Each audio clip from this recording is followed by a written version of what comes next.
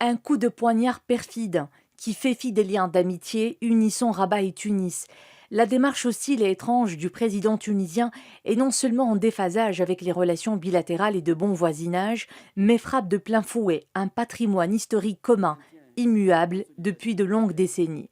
L'accueil officiel réservé par Kais Saïd au chef des séparatistes est un acte hostile qui s'ajoute à bien d'autres actes similaires, dont celui de l'abstention de Tunis au Conseil de sécurité au sujet de résolutions concernant la première cause nationale du pays, objet d'un consensus national et désormais international. C'est une réaction empreinte d'une impulsivité criante et d'une étroitesse d'esprit flagrante. Fuir en avant est l'un des traits marquants de la personnalité de l'actuel président tunisien.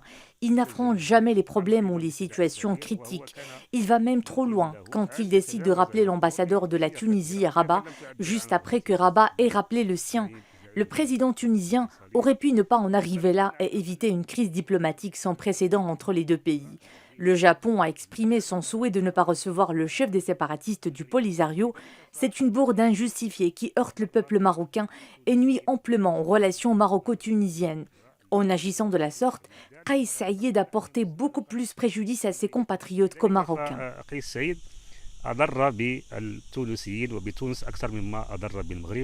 استقبال تونس لإرهابي Le fait que la Tunisie accueille un terroriste décrit comme le chef d'une entité fantoche est en violation flagrante avec le droit et la légitimité internationale. Il contraste avec les résolutions du Conseil de sécurité et aux relations historiques distinguées entre les deux pays. Aucun des prédécesseurs de Kais Saïd n'a commis une telle bévue. La Tunisie est connue depuis toujours pour sa neutralité. أن يقوم بما قام به الرئيس الحالي. أهم ما يسجل عن تونس هو موقف الحياد. Et pourtant, le Maroc n'a jamais été neutre quand il s'agit des intérêts de la Tunisie. Bien au contraire.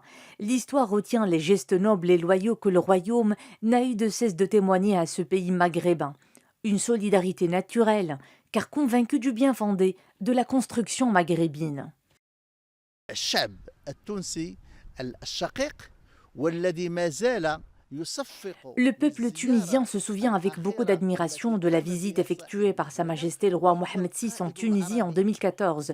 Le souverain fut à l'époque le seul chef d'État à avoir bravé le danger en rendant visite à un pays faisant face à une série d'attentats terroristes et de graves crises politiques. Le Maroc s'est rangé du côté de la Tunisie politiquement et économiquement. Le royaume ne mérite point une telle attitude. هذا التصرف الشاذ. هب الشعب المغربي عقب اغتيال النقابي التونسي المعروف فرحات حشاد سنة 1952 وكانت هب. Après l'assassinat du célèbre syndicaliste tunisien Farhat Hached en 1952, le Maroc s'est soulevé en exprimant une forte indignation. Une vague de manifestations a pris place dans tout le pays, avant même celles qui ont eu lieu en Tunisie.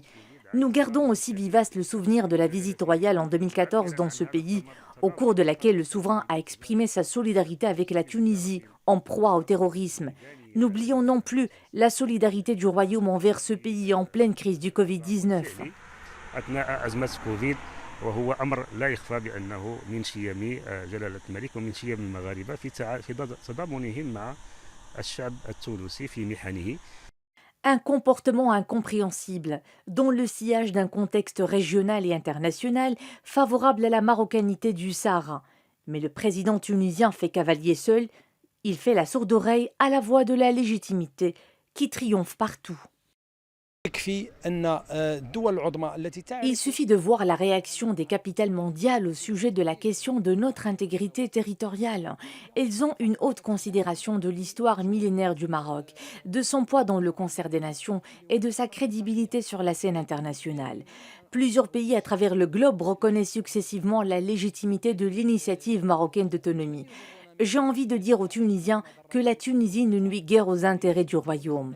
C'est un comportement étrange émanant d'un pays qui fut le berceau du printemps arabe.